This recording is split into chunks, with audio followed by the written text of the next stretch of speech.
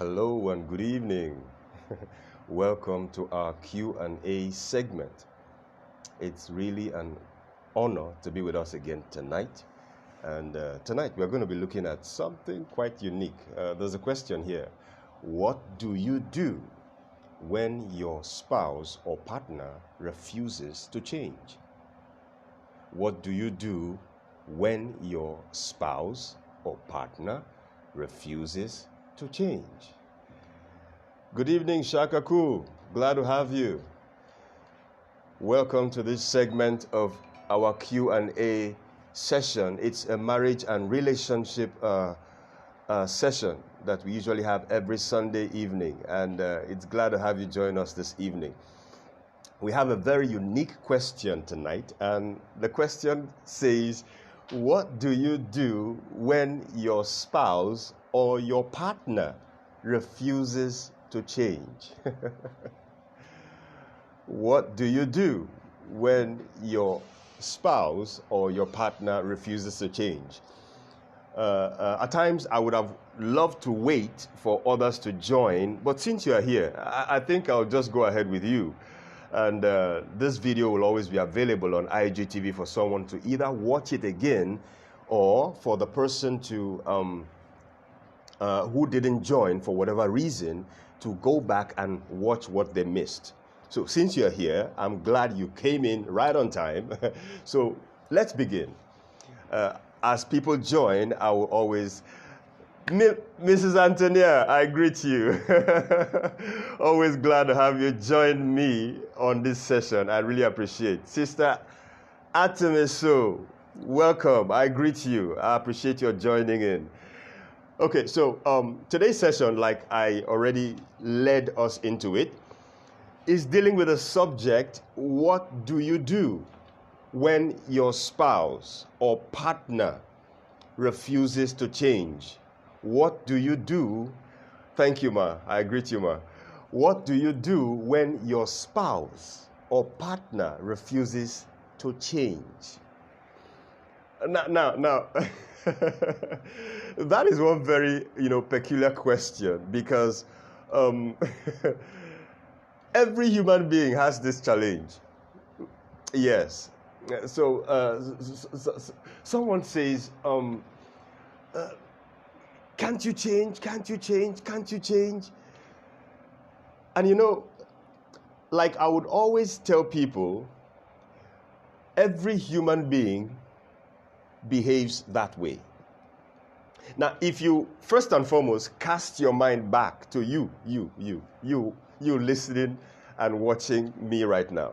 If you take your mind back to you, the you from childhood, the you growing up, the you now, I bet you will find something in your life that has not changed. You definitely will. You will find something in your life that has not changed. And so the first thing I want, to communicate to us this evening is, please, please do not crucify your partner. That's the first thing. Yes, that's the first thing. I want to take us through several things tonight. And the first is the concept of change. The concept of change. Please pay attention. The concept of change. And the first thing I want us to realize tonight is that you cannot change anybody. Let me take that again. You cannot change anybody. I cannot change anybody. So when we talk about change, that's the first thing I want you to register. But am I saying change is impossible? No, that's not what I'm saying. After I've dealt with the concept of change, I will take us into something that will show us the possibility of change. Now, I say you cannot change anybody. I didn't say that people cannot change. Every human being has the capability to change. But you cannot make that change happen. In other words, if someone is to change, that change will come to pass because something happened, not because you made it happen. Now, hold on now. You can influence it, but you can't make it happen. And so as we proceed, you will find out, okay, what is my role in making this happen? So that if I'm married to someone, or if I'm in a relationship with someone, maybe we are not yet married, I'm in a relationship with a person, and there's something about the person's life that I desire for there to be a change. If I know what to do, I can influence that change. But I cannot make that change happen. I cannot insist for that change to happen. To try that will lead me to an optimal failure. Okay. So I say you cannot change anyone, but change comes to everyone when something is present. And what is that thing that has to be present for change to happen? It is called conviction. Let me take that again. Change does not happen until or unless something is present. And what is that thing that has to be present for change to happen? It is called conviction. In other words, if someone is convinced about something, change will happen naturally without you forcing it. But how are we going to make so pay attention. Meaning, like I said earlier, you cannot make someone change, but you can influence that change. I know some people who get into marriage or get into into a relationship, and even before they get into the relationship, they are seeing signs of certain things that from day one, they're already saying that this guy or this babe, you will change this thing. They don't tell them to their face, but that's what they're telling themselves inside. You will change this thing. They're already determined that when once they get married to you or they get into a relationship with you, they will cause you to change. The good news is that is possible if you know how to influence change. But the bad news is that you will fail woefully if you do not know how to influence change. Because you cannot make change happen. Not by force, not by coercion. You can only influence change. It is called influence. That's what it's called. Influence. So, how do we get people to the place of conviction? That's the first thing I want to share with us this evening. So let's say you have someone, maybe your husband, maybe your wife, maybe your someone you are dating or you are in courtship with, and then there are certain things that you are seeing in the person's life that you don't like. So that's where we start from. I don't like this. I would like this to change. Now, first and foremost, I usually would tell people that you got married to an adult or you got into a relationship with an adult. In other words, this is not a child. This is not someone you can just wake up and begin to recondition their mind as you wish. This is someone whose mindset, in most cases, have been cast in stone. This is someone whose mindset, in most cases, is fixed, fixated. And so to just get that person overnight to change, like though you are, flipping a switch, that will not work. And if you get into a relationship with that kind of attitude, you are setting yourself up for opposition. Whether your husband, whether your wife, whether the person you are courting, they will fight. You become the enemy. And so what you are trying to achieve is to get that person to change for your own good, But what you will end up getting is an enemy. And imagine if the enemy you have is the person you are supposed to be in relationship with. That's not a good enemy to have. We've seen a lot of situations where think about it. If your husband or your wife, we've seen situations where husbands or wives have, stabbed their partners in their sleep. Some have put poison in their food so that they just eat and die. We never know the root cause of some of these things. We never know the root causes of some of these things. And so the worst enemy you can get is the enemy that you think is your friend. The enemy that you think is your partner. The enemy that you think is your lover. That's the worst enemy you can have. Because that person, your guard is down. You can't afford to have such a person as an enemy. So don't create one where you are trying to force change. Don't create one. So, how do we...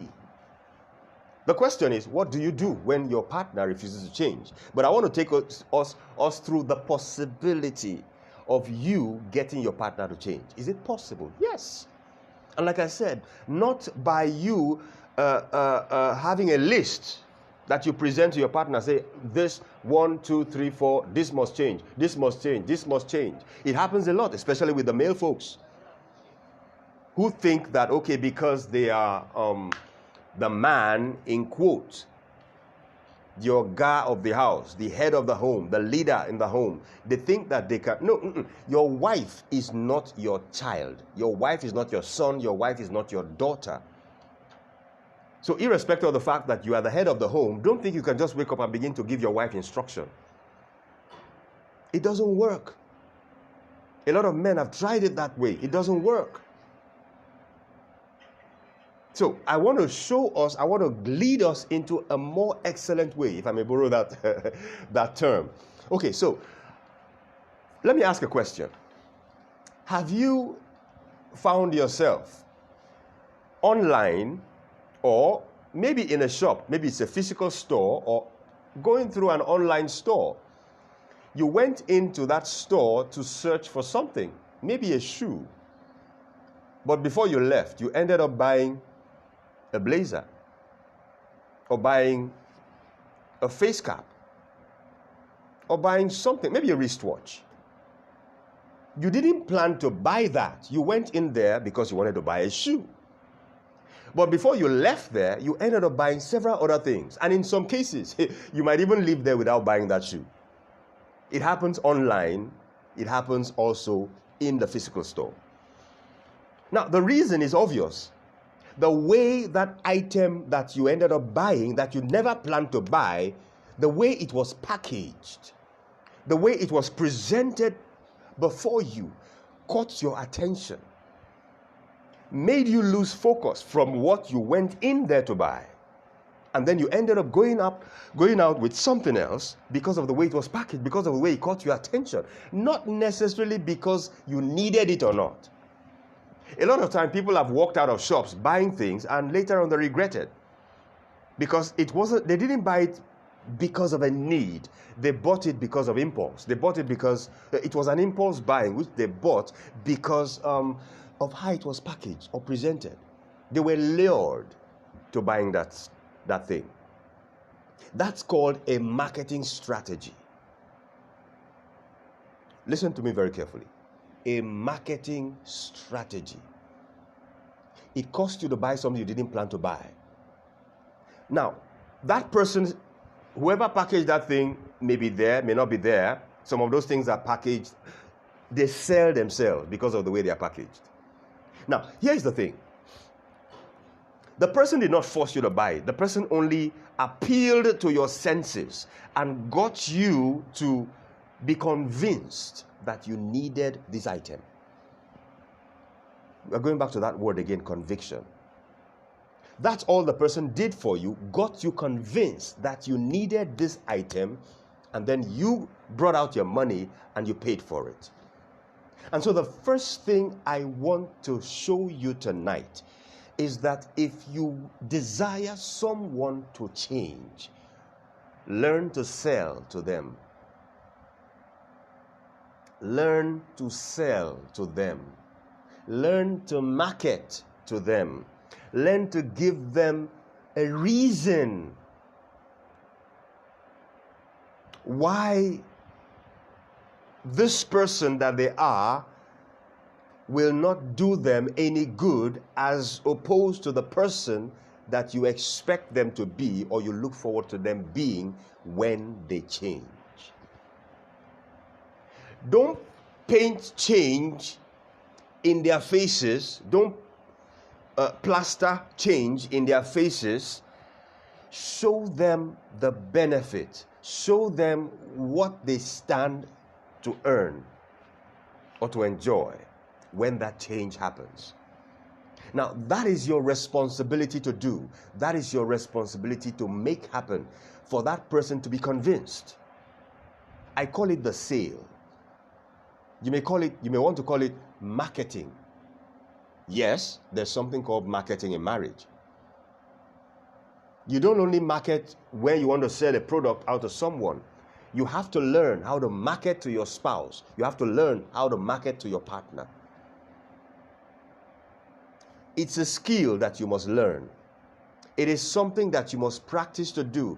You won't achieve it overnight, but you have to keep on trying to do it. Okay, so I call it marketing in marriage. Now, let me point out something to us.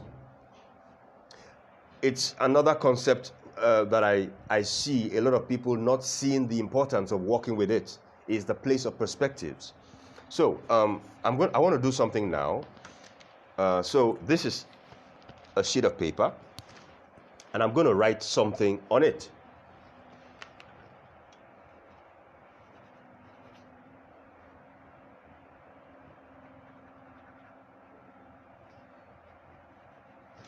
All right, so on this sheet of paper, I have something written. And if you're seeing it right, that is if my screen is not mirrored, this is supposed to be 66. Hold on, 66, right? If I were to turn it upside down, that's 99. Same thing, but viewed from different perspectives. 99. The other way around, 66. Okay, now, here's another thing. If I were to hold it like this, and I'm looking at it from my end, what I'm seeing is 66. If you are looking at it from your end, what you are seeing is 99. I am seeing 66. So this is what I'm seeing. This is how I'm seeing it. But this is what you are seeing, 99, if I'm keeping it this way. So we are looking at the same thing, but seeing different things. Listen, follow me closely. This is one of the challenges in a lot of marriages. This is a lot of challenges in a lot of homes, where two people are looking at one particular thing and are seeing two different things. So this person on this side is saying, this is what I'm seeing, this is what it is. The other person is saying, no, this is what I'm seeing, this is what it is. So who is telling the truth and who is lying? The thing is, nobody is lying. Both of you are telling the truth, because both of you are seeing from your perspective. So here is a very fundamental truth that I want to bring to you today. For me to make you believe that what I am seeing is 66 and not the 99 you are seeing, I will have to bring you to my side. That's my responsibility to do. I cannot be offended at you for seeing 99 while I'm seeing 66. I'm not in your eyes. So it will be wrong for me to be offended. That can't you see this thing is 66? How can you be saying it's 99? You are seeing 99 as legitimately as I am seeing 66. But if I can bring you, say, okay, come and see what I'm seeing. And I can successfully bring you to my side. I won't even have to announce that this is 66. You will see it for yourself. So the work that I have to do is bringing you to see from my perspective. That is the work in marriage that a lot of people are not willing to get engaged in. So they are just comfortable with the point of view that they have from their perspective. Every other thing doesn't count. No, you must be able to put in the work. And that work, like I said, is being able to bring you. It is a strategy. I'm trying to win you over. I'm trying to lure you over. Let me give us this illustration. If you want to catch fish, you don't give the fish salad, even if salad is your best meal. The fish will just swim past your hook. You'll be there a whole day, you won't catch one fish. But if you want to catch fish, what do? You put something there that the fish loves to eat. Usually, fishermen will use things like worms, earthworms, certain things that will dangle and lure the fish. It's not everything the fish likes to eat. So you don't give the fish what you like to eat, you give the fish what it likes to eat. This is a strategy.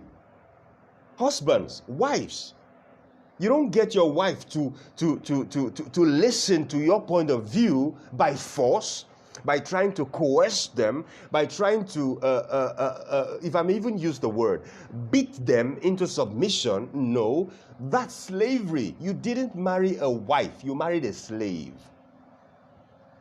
And women too. If you think that by nagging your husband or by talking morning, afternoon, night, you will chase him out of the house. You will chase him out of the house. So understand that. You don't change people because you just don't like something and you are telling them, change this, change this, change. No, you change them by influencing them. And how do you influence them? You influence them by selling to them. And what is the purpose for your selling to them? Your target is getting them convinced. You don't make them convinced. They are convinced based on their conviction. Until that conviction happens, the process of change cannot begin. Not at all. So very few people attempt this route of trying to, put work into their marriage to get their partner to be convinced, to sell this idea of whatever it is that they think their partner should change from. Not everybody likes to go through that route. Very few attempt this route. Others want to change them by force, some others by manipulation. So it's either you're using force or you're using manipulation. Either way, it will fail.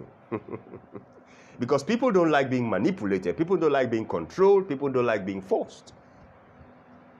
Even the way God created us, God did not create us as agents or as people that he could control by force. That's not the way God leads us. No, he doesn't. Otherwise, God would have, God would have manifested his sovereignty by causing us to change with a flip of the finger.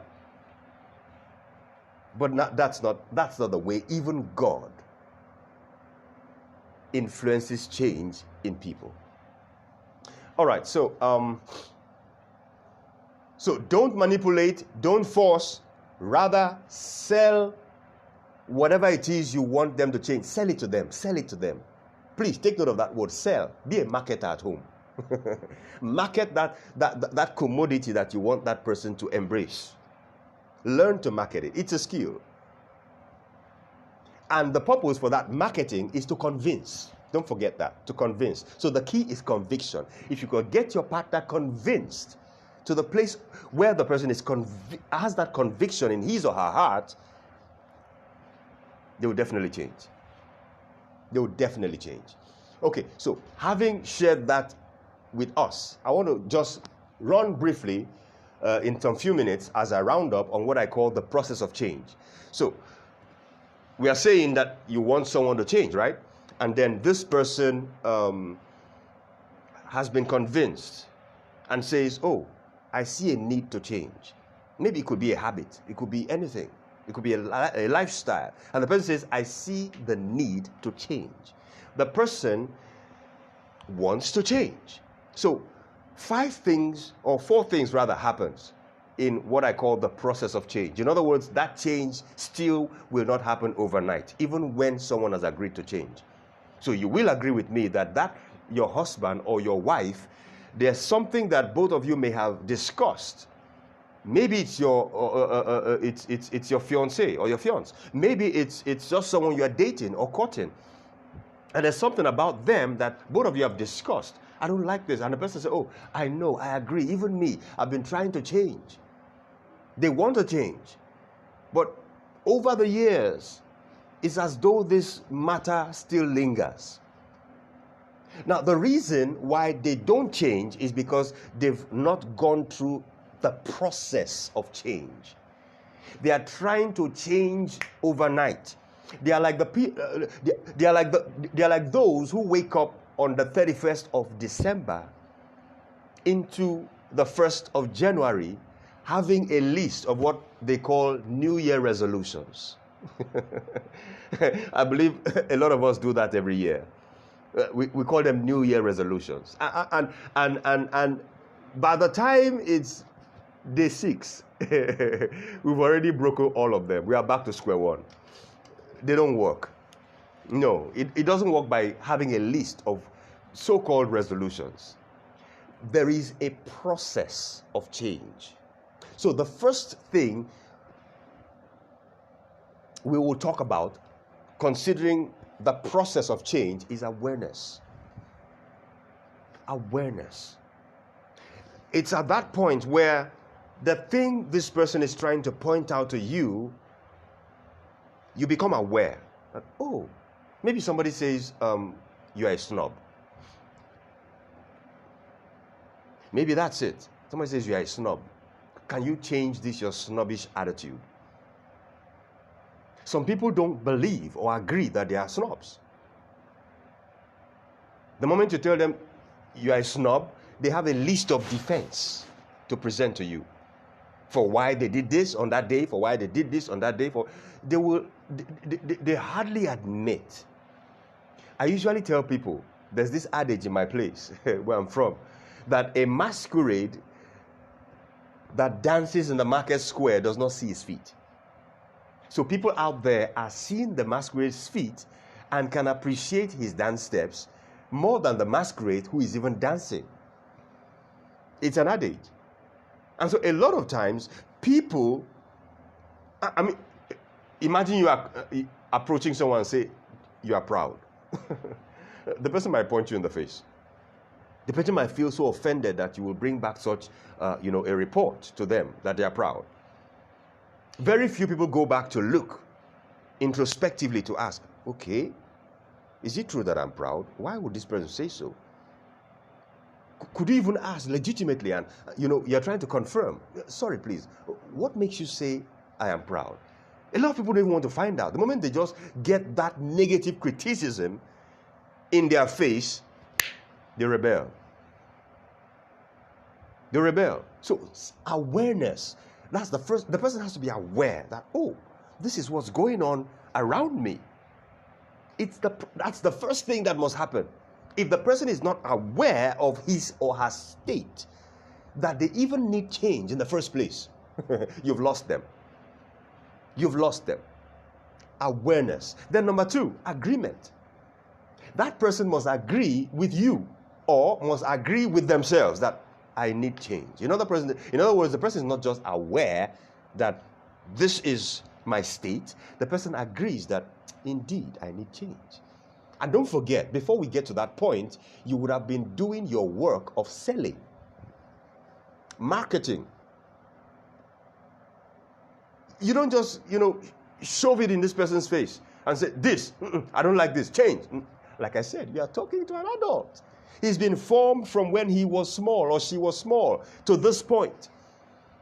A lot of times, even those things that formed them into this person that they are, It was an unconscious state of formation. So they were even formed without their consciousness that something was happening to them. It's like when the Bible says that we do not know how the bones of a child grows as that child is being formed, from when it was a cell to when it grew into a full human being. We never knew. We're never aware that something was happening. That's the same way that as we are formed into whoever we are today, a lot of us were not aware that something was going on. We just became.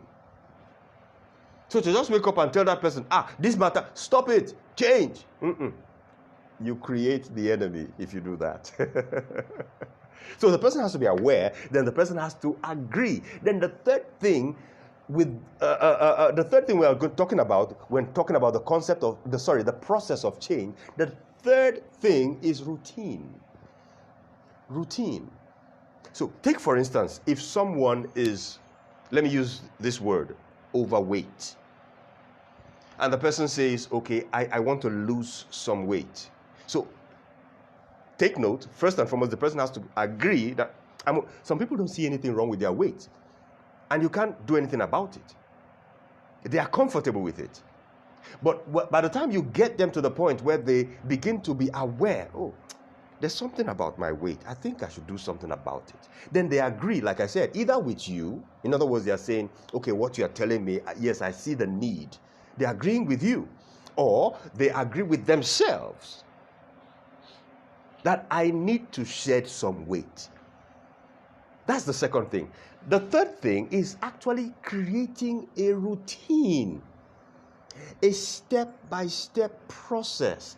The weight won't lose themselves. The weight won't shed themselves.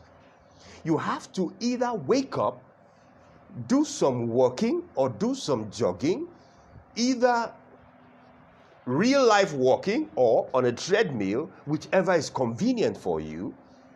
You have to do that for the weight to begin to shed. You have to intentionally say, okay, I'm going to avoid some kind of food. I'm going to be on a diet. Whenever I see this kind of food, I'm not going to eat it. I'm not going to touch it. This kind of food is what I'm going to eat. It's called building a routine based on what you want to change. So if that's the difference between people who just wake up and say they want to make a New Year resolution, and before they know it, they've lost out. Because yes, they may have agreed that there's need for change, but they have not set the routines. Setting routines, that's where your discipline comes into play. At that point, you will need to set your alarm. You normally don't wake up in the morning, but at this time, you have to set an alarm to ensure that you wake up and go for that walk, even though you don't feel like it. At this point in time, when you are going to see those cakes and you're really going to feel like putting it in your mouth one more time, and then you're going to tell yourself, no. So you're going to have to build those routines. Because those routines, as you do them on a daily basis, they reshape. I call it reconditioning. Yes. Because you are trying to do something to your mindset. So I call it reconditioning. You're trying to recondition yourself from the person that you have been over time. That's what it is. And again, it takes a process. And so that leads us to the fourth item in the process of change. So I said number 1, awareness. Number 2, agreement. Number 3 is building a routine around what you want to change. The things you're going to do on a daily basis. And then the fourth thing is patience. Like I said earlier, change doesn't happen overnight. No, it doesn't. Change does not happen overnight. Change happens over time. Not overnight, over time. Whether it's 1 week, whether it's 1 day, whether it's 1 year, it happens over a period of time. And so there's need for patience. There's need for patience.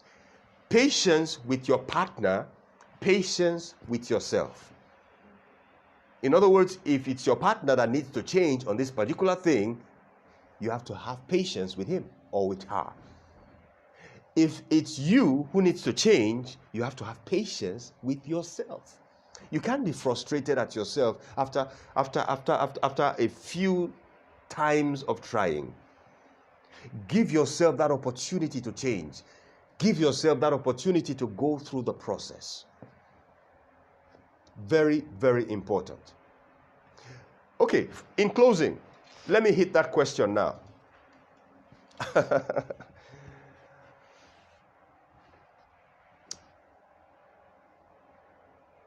Don't leave aside the spiritual angle. Don't leave aside the spiritual angle. Very important. Now, life is spiritual. So when I say don't leave aside the spiritual angle, I'm saying that there are some aspect of change that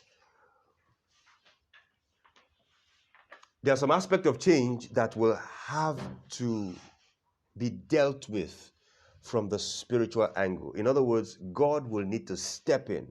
The spiritual will need to step in for such change to happen. Yes.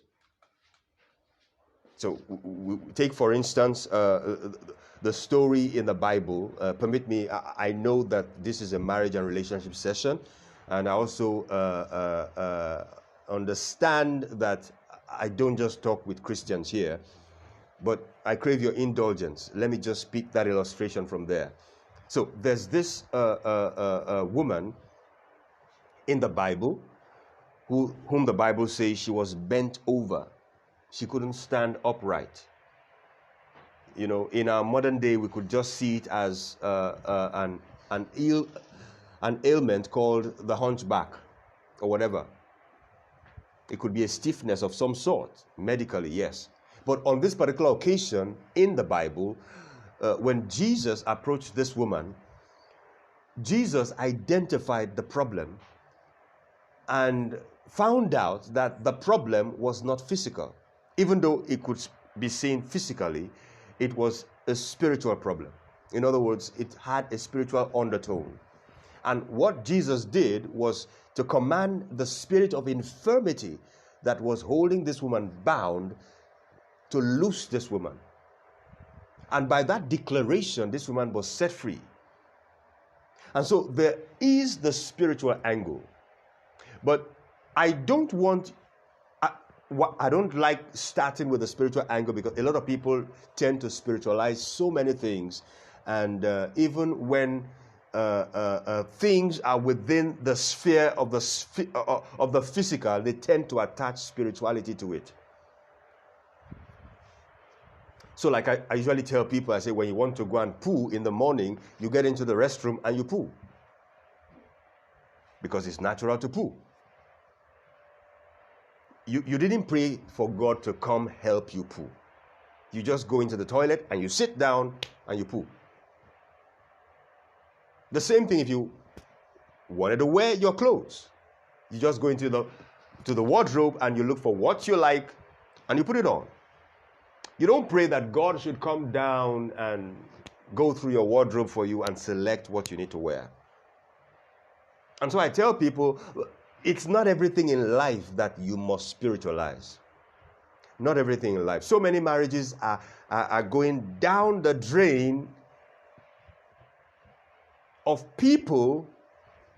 Chief N. Thank you. Glad to have you this evening. Hello, I greet you. So a lot of people, I can see you too, pretty face. God bless you. Thank you for joining in. So a lot of people, are married today and they are very prayerful from morning to night. There are so many things that you don't even need prayer to deal with. Just like, for instance, the Bible says that a soft answer turneth away wrath. A soft answer. You don't need to, you didn't need prayer. Just speak softly. and you would have dealt with something that you probably would have gone to pray and fast, and even God will be waiting on you and saying, what is this person doing? Just change your attitude. You don't need to pray. Just change your attitude. But like I said, don't forget the spiritual angle. But when dealing with the spiritual angle, I always tell people also that when you pray, who are you praying to? You're praying to God, isn't it? And you're expecting God to answer. That's why it's prayer. You're calling onto God and you're expecting God to answer. So if you've prayed, don't what's the word now? Don't monitor God. Don't monitor God. If you did pray, and like the Bible says in Mark chapter 11, verse 23 to 24, that when you pray, believe that what you've asked for, that you've received. So pray. If there's anything in your partner that you need to be changed, just pray about it and let it go. Thank God about it. You can't pray in the morning for something and in the afternoon you are nagging the person about it. That means you didn't trust God to take care of it. So still talking about patience, where you are patient, it also goes through the spiritual angle. Patience. So I remember when I dropped this, question that we'll be treating today, one of my very beloved sister came to me and she said she only has one response for how to deal with people who don't want to change. And she said to pray. And I told her, I said, beautiful. I said, prayer is fine. But even you, get back into your life and look in retrospect. You will find out that there are certain things that you prayed to God for that you needed to change, and to this point you are still seeing those things. So that leads me to the question, so that we can round up tonight. What do you do when your spouse or your partner refuses to change? What do you do? And the answer is nothing. I've told you how you can influence change. But when the person refuses to change, there's absolutely nothing you can do. Please understand that. The best you can do is to just keep selling. And there's a thin line between selling and nagging. You must understand the two. Don't nag. In selling, you are trying to show this person the importance, the need for this thing, the need for this person, the need for the marriage that we have or we share together. And you're not nagging. You're not trying to coerce the person to change. And like I always tell people, because change is not dependent on you, it's dependent on the person's conviction. Until conviction happens, change will not begin. Which also means that it is possible for someone to live for the rest of his life, for the rest of her life, without getting to the place of conviction.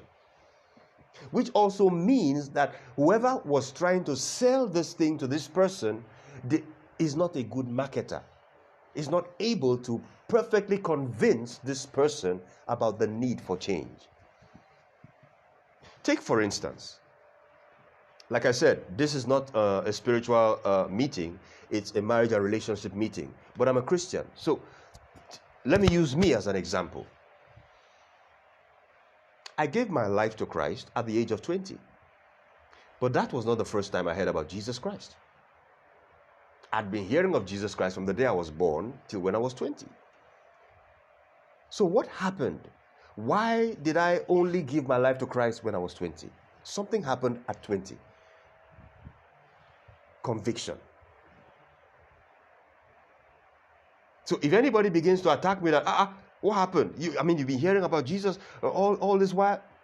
Some people will still hear about Jesus for the rest of their lives and they will not give their heart to Christ because conviction has not happened. So that's it. Conviction. Then change happens. And don't forget, like I said, change is a process. But in a situation where change does not happen, it simply means that that person did not get to the place of conviction.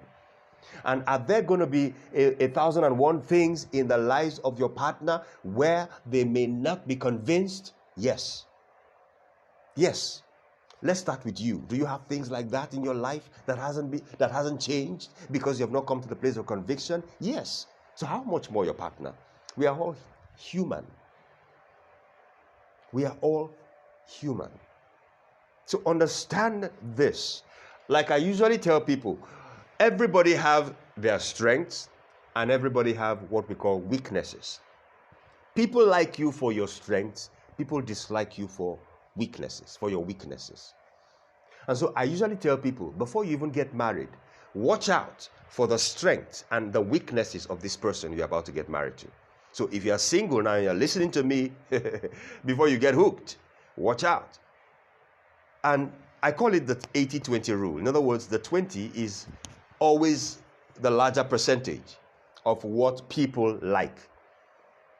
That person you are with today, whether in a relationship or whether in marriage, the reason you married them or the reason you are with them today is because there are so many things about them that you like.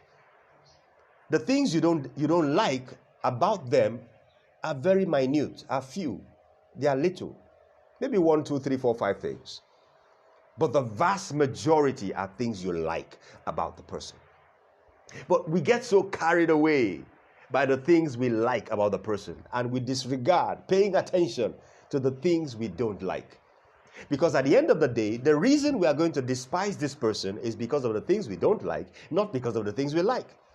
But when we got connected with the person, we were paying attention to the things we liked and not the things we don't like. So like I would tell people, pay attention to the things you don't like and ask yourself, if this thing does not change, can I cope with it for the rest of my life? If your answer is no, don't even bother to get into that relationship. That's always my candid advice. If you're single today, that's what I'm sharing with you. It's a red flag. If you think you cannot cope, don't say this person will change. No, because the person's changing is not within your power to make happen. So don't say that person will change. So ask yourself, if this person, for any reason, does not change this particular thing, can I cope with it for the rest of my life? If your answer is no, please let that be a red flag for why or how you will make your choice eventually, so that you don't end up being frustrated, so that you don't end up being in pain. Very, very important. But for those of us who are already married, wow, you're already in the matter. So you can't say, oh, I don't preach divorce. I don't encourage divorce. Am I saying that? I'm saying stay there and die? No, that's not what I'm saying. I do advise people to take a leave, especially when there's a threat to your life, where there's a threat to your health. Take a leave, shift, give space for certain things to be put in place. But I strongly believe that if each person is willing to walk their marriage, there won't be any need for divorce. The reason for divorce is that each person is trying to look from their own perspective. They are just seeing from their perspective. They are refusing to see the other person's perspective.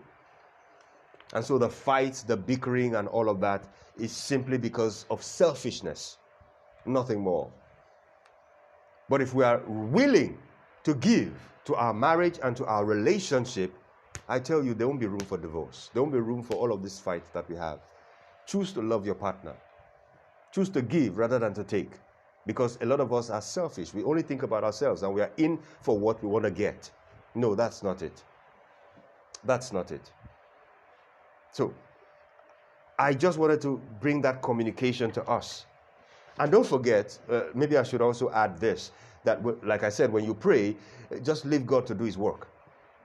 God knows how he does some of those things if you want to go the route of prayer. And there's nothing wrong with adding prayer, but don't forget to do the other things. Very important. Very important. Take, for instance, pardon me, let me pick from the scriptures again. We see the Bible telling us, for instance, that God appeared or spoke with Peter at some point when Peter was praying. And he said, there's a man, he's a giver, and he's been praying. He's called Cornelius. He said, I have heard his prayer, and I have received his gift. He says, go to his house. He's praying right now. Because I told him that I'm going to send someone to him to come and speak words that will repackage and change his life. I mean, think about it. God is speaking to Cornelius, and he says, send men to Joppa, go fetch Peter. When he comes, he's going to speak words to God. Is talking to him. So why didn't God just do what he needed to do? God needed to send Peter to come do it. So a lot of time, God has his ways of doing these things. I shared at one point that a lot of times God could even be speaking to us through a little child, a 5-year-old child, if we are attentive to know that that's God speaking. So God has his ways of doing. But if you want to pray for that change, pray and let it surrender completely to God.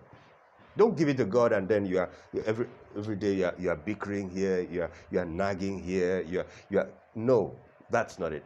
If you want to go spiritual, that's the way to go spiritual. But there are things you need to do. So don't attack your partner that your partner has refused to change. Don't attack. See the role that you are supposed to play. And don't forget, like I mentioned earlier, there's a process of change. Change never happens overnight. And so once again, I want to thank each and every one of us. At this point, we're going to be wrapping it up here. If you came in a little later after we had started, you may want to get back to the IGTV video after it has been saved so that you could watch from the beginning so that you can really understand where we came from and how we landed where we ended at this point in time. And please always feel free. You can, if you have any question that you think we can treat on sessions like this, because we have these sessions every Sunday, 8:30. So if you have any question you think would be nice for us to treat extensively in a session like this, please send that question to my inbox. Send that question to my inbox. And we will schedule a day like this on a Sunday and deal with that question extensively. Very, very important. For each and every one of us who partook in this session this evening, I want to say thank you very much. And I don't know if anybody has any question. Feel free to drop that question. Peradventure, we could treat it here now, especially if it's in line with what we are discussing. I don't want to just take us completely off on a different tangent. Otherwise, I want to thank us once again for spending time, for investing your data to watch this video and to listen to what we've shared today. Thank you very much, and I really appreciate your time with me. So with this, we've come to the end of this segment. I appreciate your time, and until I see you next week Sunday on Q&A session, this is me saying God bless you and bye-bye. I appreciate you. God bless you.